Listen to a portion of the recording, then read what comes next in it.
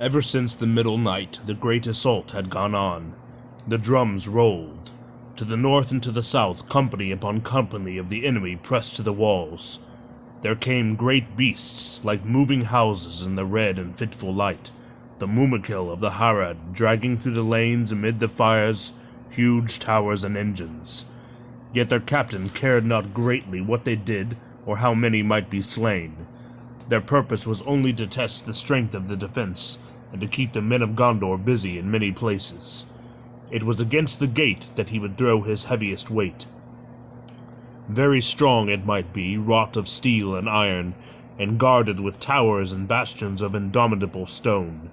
Yet it was the key, the weakest point in all that high and impenetrable wall.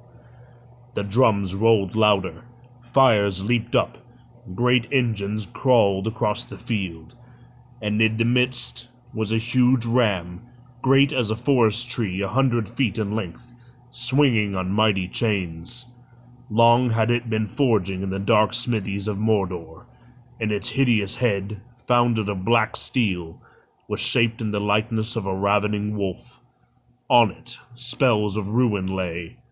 Grond they named it, in memory of the hammer of the underworld of old.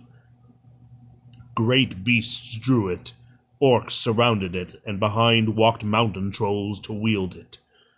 But about the gate resistance was still stout, and there the knights of Dol Amrith and the hardiest of the garrison stood at bay. Shot and dart fell thick. Siege towers crashed or blazed suddenly like torches. All before the walls on either side of the gate the ground was choked with wreck and with bodies of the slain. Yet still, driven as by a madness, more and more came up. Grond crawled on. Upon its housing no fire would catch, and though now and again some great beast that halted would go mad and spread stamping ruin among the orcs innumerable that guarded it, their bodies were cast aside from its path and others took their place. Grond crawled on. The drums rolled wildly. Over the hills of slain a hideous shape appeared, a horseman, tall, hooded, cloaked in black.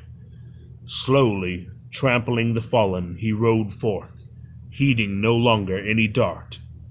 He halted and held up a long, pale sword, and as he did so a great fear fell on all, defender and foe alike, and the hands of men drooped to their sides, and no bow sang.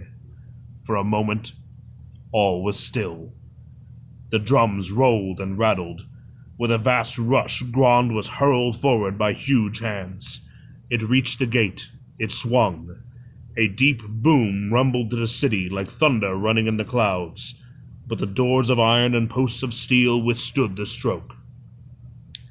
Then the black captain rose in his stirrups and cried aloud in a dreadful voice, speaking in some forgotten tongue words of power and terror to rend both heart and stone.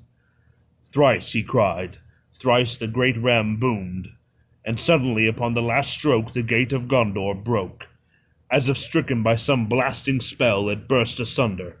There was a flash of searing lightning, and the doors tumbled in riven fragments to the ground. In rode the Lord of the Nazgul. A great black shape against the fires beyond he loomed up, grown to a vast menace of despair. In rode the Lord of the Nazgul.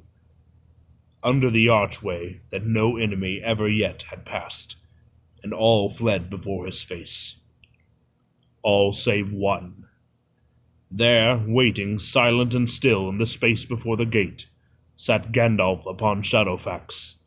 Shadowfax, who alone among the free horses of the earth endured the terror, unmoving, steadfast as a graven image in Rothdainen. "You cannot enter here," said Gandalf, and the huge shadow halted. "Go back to the abyss prepared for you. Go back! Fall into the nothingness that awaits you and your master. Go!" The Black Rider flung back his hood, and behold, he had a kingly crown, and yet upon no head visible was it set. The red fires shone between it and his mantled shoulders, vast and dark. From a mouth unseen there came a deadly laughter. "Oh, fool," he said. "Oh, fool, This is my hour. Do you not know death when you see it? Die now and curse in vain. And with that he lifted high his sword, and flames ran down the blade. Gandalf did not move, and in that very moment, away behind, in some courtyard of the city, a cock crowed. Shrill and clear he crowed, recking nothing of wizardry or war, welcoming only the morning that in the sky far above the shadows of death was coming with the dawn. And as if in answer, there came from far away another note. Horns, horns, horns. In dark Mendulan sides they dimly echoed, great horns of the north wildly blowing. Rohan had come at last.